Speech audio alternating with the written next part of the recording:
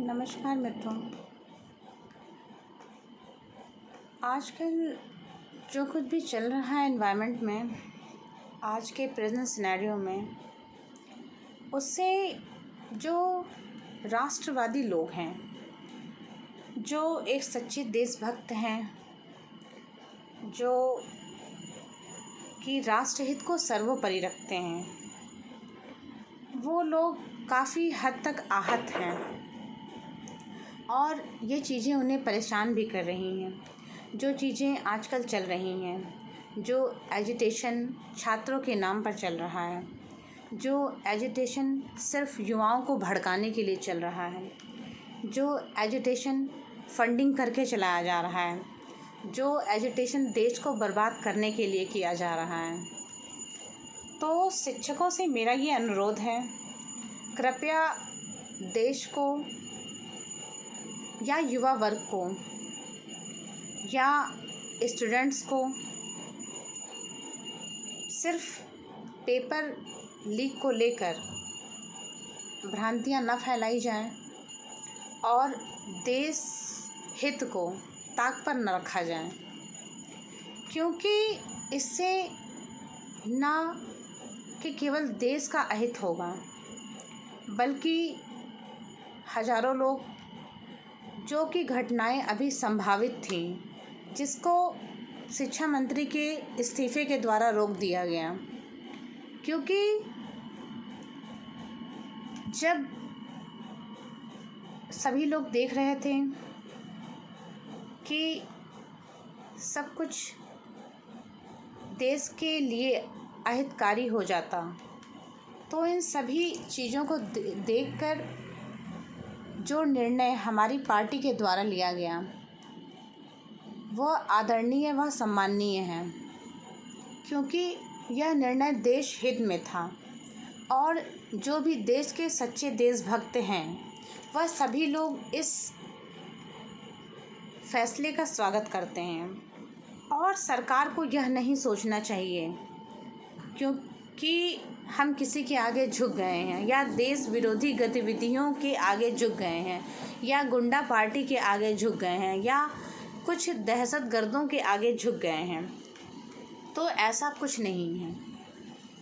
जब हमें इस चीज़ की संभावना लग रही है कि लाखों लोग मारे जा सकते हैं और इसमें गुंडा पार्टी का प्रवेश करा दिया गया है फॉरेन फंडिंग के द्वारा, जो एंटी सोशल एलिमेंट्स हैं और जो देश विरोधी गतिविधियां हैं जो कि फ़ॉरेन से चलाई जा रही हैं,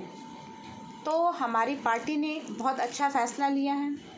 और जैसा कि योगी जी कह रहे हैं कि शिक्षकों को आगे बढ़कर हमारे युवाओं का मार्गदर्शन करना चाहिए, ना कि उन्हें भड़काना चाहिए, क्योंकि पेपर लीक हो रहे हैं, उसके लिए सरकार व्यवस्था कर रही है, उसके लिए सख्त से सख्त कदम उठाए जाने का आश्वासन दिया जा रहा है, निर्देश दिए जा रहे हैं और उस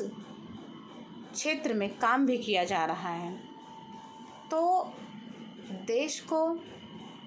इस तरह की आग में झोंक देना कहाँ तक जायज़ है,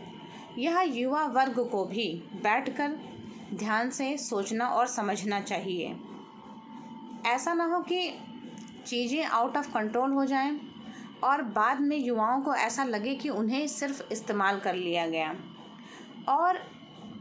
इस आंदोलन में न केवल जो गुंडा पार्टी थे, बल्कि काफ़ी मासूम लोग जो कि निर्दोष थे वो भी मारे जाते हैं। तो हमारी पार्टी ने जो फ़ैसला लिया है वह देश हित में आकर लिया है। तो सरकार यह कदापि न सोचे कि ये जो फ़ैसला लिया गया है यह कुछ गुंडों के आगे झुकने का फ़ैसला है, बल्कि उन्हें समय आने पर न्यायोचित दंड भी दिया जाएगा हमारे सरकार के द्वारा, हमारी न्यायिक व्यवस्था के द्वारा, हमारी संवैधानिक व्यवस्था के द्वारा। तो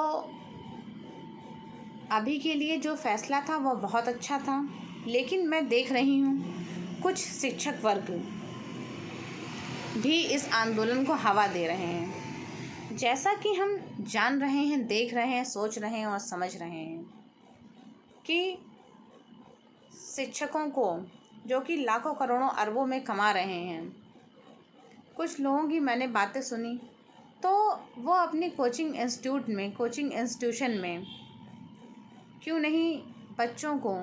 कुछ कुछ छूट प्रोवाइड करते हैं एजुकेशन ग्रहण करने के लिए। जैसे कि उनकी कोचिंग की फ़ीस बहुत ज़्यादा है, तो इस तरह भी युवाओं का उद्धार किया जा सकेगा। तो युवाओं को भड़काएं नहीं, उन्हें स्वरोज़गार की ओर प्रेरित करें। रोज़गार प्राप्त करना, प्रदान करना सिर्फ सरकार की जिम्मेदारी नहीं है, आपकी एज ए नागरिक स्वयं खुद भी कुछ जिम्मेदारी बनती है। क्योंकि अगर 140 करोड़ आबादी हमारे देश की है तो सभी लोगों को सरकारी नौकरियां मिल जाएं, यह सरकार के लिए संभव नहीं है। यह बात हमें समझनी पड़ेगी और हमें रोज़गार की ओर प्रेरित होना पड़ेगा, ताकि हम अपने लिए कुछ नया रोज़गार, कुछ नया बिज़नेस, कुछ स्वयं का करके अपना धनोपार्जन कर सकें। तो सिर्फ सरकार को फोर्स करना कि हर जगह सरकार गलत है और सरकार कुछ नहीं कर पा रही है, युवाओं को भड़काना, दंगों को भड़काना और देश विरोधी गतिविधियों में शामिल होना, यह बिल्कुल भी न्यायोचित नहीं है।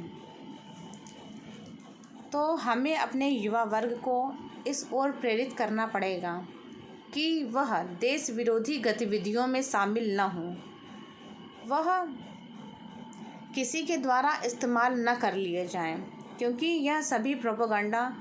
विदेशी प्लेटफॉर्म से फंडिंग के द्वारा चलाए जा रहे हैं। तो आज के लिए बस इतना ही। Thank you.